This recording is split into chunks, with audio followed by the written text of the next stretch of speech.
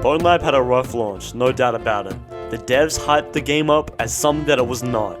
Then YouTubers started talking about how amazing it looked, and when it finally did launch just over 2 years ago, I and everyone else was incredibly disappointed in the final outcome. But over these 2 years, I've come to love the campaign. I despised it at launch, but they fixed all the issues I had with it, and now I've just gotten better as a player. I'm going to explain my unpopular opinion in today's video, and I'm going to talk about the story, so let's get right into it. And wow bro, we hit 400 subs while I was recording the gameplay. Thank you so much for watching my videos and subscribing. Let's smash out 500 before the year ends. Onto the video. Okay, so the game begins with you calibrating your physical proportions and standing in a dark void in front of a mirror. You're confronted by a magical dice that when thrown randomly picks one of 6 peasant avatars. Can we just take a moment to appreciate how cool the design is? I mean, you got a sack over your head and a sleeveless shirt. It's just so different to Ford, and I love the peasant clothing design. Then the most insane out-of-pocket thing happens. A damn noose swings into frame. We're what, 30 seconds into the game? It's so funny. You have to hang yourself to start the game. Insane. Then your surroundings all fade in, and you're in the outskirts of a medieval village, and see a crowd of other peasants in front of you, and are watching your execution. One of them pulls a lever, and the blades you're standing on flip down until you're hanging. You hear a voice and a magical knife appears in front of you. It's pretty obvious what you need to do here, so you fall down the chasm into a pile of skeletons. One of the peasants drops down a torch into the hole, and it's up to you if you want to take it or leave it. You walk through this cave and see that miraculously this other guy survived the drop and he carefully put his forearm through this wall of rocks and died. This does not make much sense. It's such a weird position to die in. Alright, so you push over the rock wall and walk through. Here is the tutorial. You get instructions on all the controls, which wasn't present at launch and is an amazing addition. You walk through the area and get an assortment of different items to experiment with, like these bricks and pans. You learn how to crouch and drop down this small cliff. You start to notice there's more technology, and it looks less like a natural cave as you go on. You get an axe and are told to break down these planks. Then you fall down this collapsing floor. You enter a prison torture chamber and get a key from this skeleton. Then you come across your first enemy of the game. He's restrained, so there's no need to panic. It should be pretty easy to kill him, and then you're tested with an unrestrained one after. He can fight back, so it should be more of a challenge. You see these heavy bricks which block the way, and you have to topple them over. We have our first puzzle. The problem is that the switch for the gate in front of us is too high and requires the player to get creative. There are crates nearby, and you could drag one over and jump on top of it to reach it, or you could just jump to the switch and push it up. Then you have to jump over this gap, which is pretty simple, but it's important that the player knows their full moveset. There's a radio with the voice that was talking when the knife appeared. What he says is pretty useless for the first half of the game, but it's good world building. Then the environment goes full office building mode. The transition from cave to office is seamless, and it's pretty cool because the two scenes look so different. You have to vault over this shoulder height wall and fall into a sewer system. Then we come across a second enemy, the Crablet. It takes inspiration from the head crabs from Half-Life, and is exactly the same from Stress Level Zero's previous game, Boneworks. To drive the reference home, you're given a crowbar to take care of the enemy. Then, you see a big red button, so you push it and it opens a door. Now it ramps up. There's a logo across from you and there's a gun in it.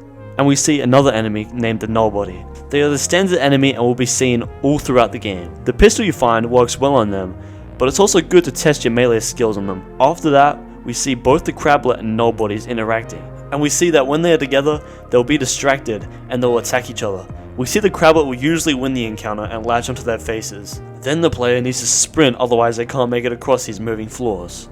Then we see a Nobody open a door, further showing the player more interactions that the enemies can have. Now we're in a full laboratory setting with medieval assets in the middle of this massive room. Then you see these escalators, which should be pretty intuitive to use, and they act exactly like you think they would. You take out a couple of crab boys, and then you have to crawl through these vents. You take another massive drop and see a Myth-OS building, but before you can go there, we see how these new ranged enemies interact with Nobodies.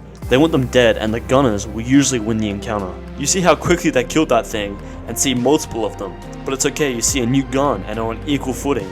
They do significant damage, but there's plenty of cover to heal behind, and you should be able to easily take them down.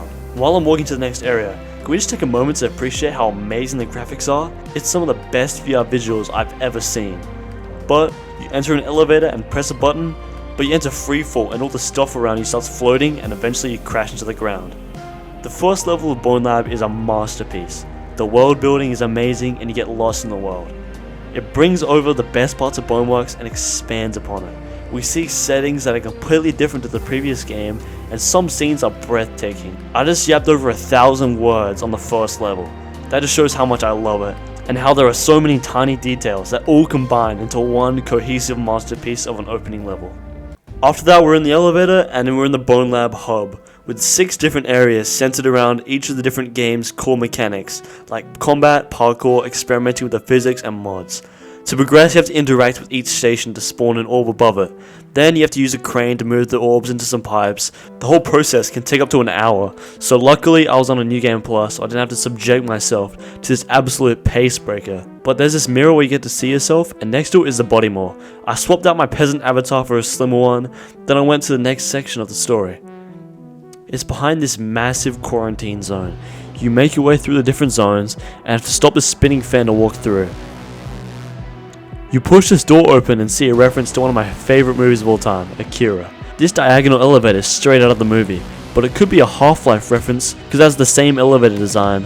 A Half-Life developer confirmed it as a tribute to the movie. The reference to Half-Life goes a bit deeper, as in the original game, when on the elevator, Gordon is ambushed by headcrabs, and in BONELAB there's a box with a crablet on the lift. Stress Level 0 had support from Valve, so they probably wanted to slip in a few Half-Life Easter eggs, as well as their direct inspiration from the games. After that, there's yet another massive door that opens, and you see a building in the center of a massive empty swimming pool. They just copy pasted the final puzzle from Boneworks to lift up this void plug, and you jump in to go to the next level. After that, you spawn at the bottom of the hole and hear shooting and spot multiple hologram enemies. You're given an extra gun and ammo to confront them. The Glocks that you're given aren't very good at distance, so you have to run up to them. Once they're all dead, you see this pedestal with 2 buttons on it. One spawns a boulder and the other launches it at this massive button to open the door. They could have just put a button that opens the door, but they decided to get creative with the physics, which I think is really cool. Then you drop into the sewer system and see more enemies. Here we encounter a new enemy, the sentry turret. It will start shooting you, but it can't turn, and it can be pushed over to neutralize it. Then we see a new puzzle, but you don't even get a second to think about it, because 4 headcrabs fall from the ceiling and want to eat your face. It's good to keep the player on their toes and be cautious for every new environment, and it greatly increases immersion. The puzzle has an elevated button with a creative solution, where you move this pillar to push it. Here we see one of my favorite weapons in the whole game, the AR with a hollow sight. It is extremely powerful and versatile. You test out your new weapons on these enemies and see how amazing it is. After that, you drop down the sewer. The intended way out of this pit is turning a valve, but if you're an epic gamer, you can just jump up to this pipe. There are a bunch of puzzles with weighted balls, but if you're creative with climbing, you can actually make it past them easily. Finding your own way is often more engaging than doing the intended way, but the legs can be incredibly janky. Like, I'm just trying to vault over this rail and I can't get my legs over it. It can be really frustrating at times, and they did it so much better in Boneworks. After all that, we went to the end of the level. This level sucks. It's just a 5-minute cutscene and I always dread it, each playthrough. And if you know, you know. Cone skip moment. You jump in a minecart and you have a gun, but you aren't required to do anything and you just sit there. There's a radio station sign and you see a face made of rocks in the cave ceiling. It falls apart and you're sucked into it. The whole level is graphically stunning, but that does not excuse how boring it is. In the next level, you spawn in front of a door. You walk through these rooms and hear the same voice talking over the radios about his experiences with the avatars and their different properties.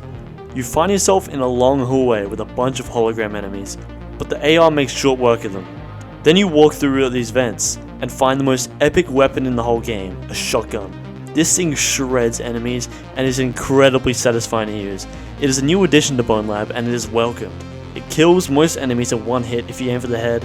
You go up a stairwell and end up in this cafeteria with a simple key and lock puzzle. Here we see a new variant of the null bodies. This one is purple and fires projectiles at the player that can be blocked with melee weapons or a shot. After another vent, you see the man behind the radio. He's absolutely massive, standing in a void. You walk down and come face to face with him. He says that you aren't ready to ascend, whatever that means. He gives you an avatar switcher on your elbow and sends you to collect avatars. He then throws you in an elevator and sends you up on your way. By the way, his name is Jimmy and he's a creator or something. This level is so damn cool. It's called Street Puncher. Before it starts, you change to this buff guy. You're then sent out into the streets where you have to fight waves of enemies to progress. Here we find some of the most fun and brutal combat in the story. You bash their heads in with bricks and cinder blocks, baseball bats, steel pipes, daggers, and your bare knuckles. I feel like I'm going to be put on a watch list whenever I play this level. It should not be this fun to cave in a man's skull with a brick. I hit this crazy sledgehammer combo at the end and took down the final enemy to finish the level. The next level, you're changed to this fast avatar, whose whole gimmick is that she runs fast. Her health is lower than the base character and is almost useless as she is weaker than the peasant character and sucks to play as. It doesn't help that there are a bunch of hologram enemies scattered around the level that kill you way too fast. But if you kill all the enemies, it makes it better. But you're not safe because there's an annoying helicopter chasing you throughout the whole level and it shoots you with a Gatling gun. Do you see how a character with little health and an unkillable enemy flying machine gun isn't the best combination? But this level is actually kind of fun with the parkour.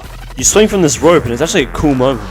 You go backwards through the level and find a new route opens up, and you jump up to this cliff and the helicopter leaves, then the level ends. The next level introduces the heavy avatar. He reminds me of Smo from Dark Souls 1. He is strong and tall, but he also has short legs, so he's slow. This level is impossible to lose unless you're an idiot like me and punch the stone you're defending. Yeah, for some reason the player can damage the tower. There are a bunch of enemies spawned in, they all run for the tower. Almost none of them shoot projectiles, so it's incredibly easy to throw them all off before they can get close. It's fun to have a power trip for the first time, but it's incredibly boring because you just stand there and throw enemies. Alright, so it's time for the worst level in the whole game. You're given the short avatar and he's the most useless one. He's so slow, so I changed to a fast avatar to get over with. The point of the level is to explore and find the end in low gravity. But you just take these two jump pads and the level's over. It was terrible at launch and it's terrible now. Here we get another useless avatar, the Light. She's shorter, weaker, slower, has more recoil with guns than the peasant avatar. Absolutely useless. The gimmick of this level is that you have to do 3 laps of this race course in a go-kart. The vehicle system is probably the best I've ever seen in VR, but the Light is meant to make you go faster, but she just makes it unwieldy and is really easy to tip over. It took 4 playthroughs to get used to the Light in the go-kart. But once you get good at this level, it's a lot of fun. But I still remember the first time I played, I tipped over and spent 5 minutes trying to push the car back over. This level can be done in a couple minutes. On to the next one. Pillar Climb is an interesting one. It was absolutely broken at launch. You're given a tool avatar, and these void bats attack you as you climb up a tower. At launch, when you're attacked, it would change your avatar to anything but the tool one, making this level impossible with certain ones, requiring you to hit yourself over and over again until you become tall again. They realized and fixed their mistake, and now we're left with a fun climbing simulator with the best avatar in the game. He's stronger than the strong avatar, faster than the fast one, he can squeeze into tight gaps, making the short avatar useless. He's absolutely broken, and there's no reason to play as any other avatar, except maybe heavy for puzzles. Once you're at the top, you have to kill all the bats, and you're done with the avatar hunt. You see Jimmy again, and he congratulates you. He says you're ready for the Ascent. He gives you a key and sends you back up to the hub. You press this button and open this room with a boneworks crate in it. Once you break it, you're sent flying upwards.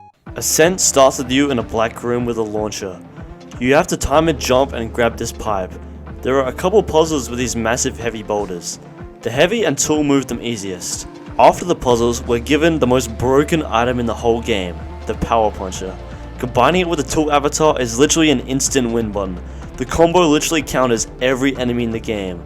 But we use it here to knock the boulder into the slot and dodge these saw blades.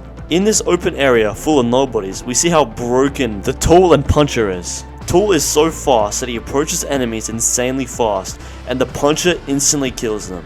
It can block bullets and projectiles. There is this fun part where you have to climb up these pillars. It ends with a launch pad into a gravity beam.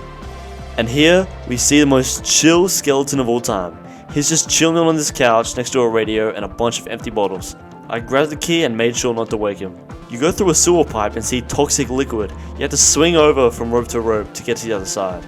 There are these sewer pipes and I just have to cram the tool avatar into them. And it works well. I barely got stuck. It gets a bit claustrophobic, but it's pretty easy. The next part has 2 gravity beams, and you move this battery from the other one and have to fly to the other side. The light works best for floating, as you can propel yourself by shooting a gun. It is the only time that she's useful, and after that it's back to Tool. In this stairwell area we see how the puncher instantly shreds everything inside. there is this train you have to outrun. It can be pretty stressful because you hear it coming, but it never got close to me, so it was fine. I destroy some more guys and go up this elevator. The elevator goes back up to the medieval village that hung you. They want you dead, but the power puncher makes this level so free. I mean, look at this. This is the last level of the game. You open this door and see a windmill. Jimmy punches a hole through the ceiling panels and you grab into his finger. It is extremely janky as you are turned upside down and ragdoll around. He pulls you out and takes you to the void, where he's waiting in his car. He drives you to the new hub and the game ends. I got out my spawning gun and killed Jimmy, and just like that, we're done the entire BONELAB campaign. Over the last 2 years, I've come to appreciate how good the story actually is. It is short, don't get me wrong, criminally so. It took 1.5 hours to beat, when Boneworks took me 3 for my previous video. But I went from hating it to now loving it.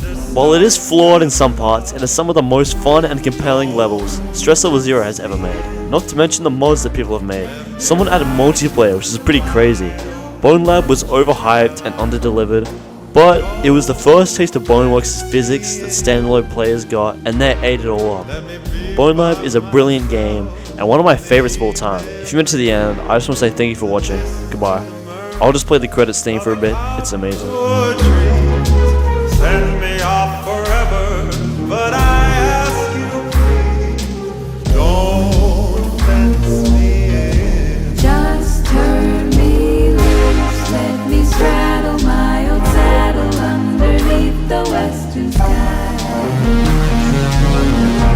On my cayuse, let me wander over yonder till I see the mountain climb. Wanna ride to the ridge where the west commences and gaze at the moon till I lose my senses, and I can't look at houses and I can't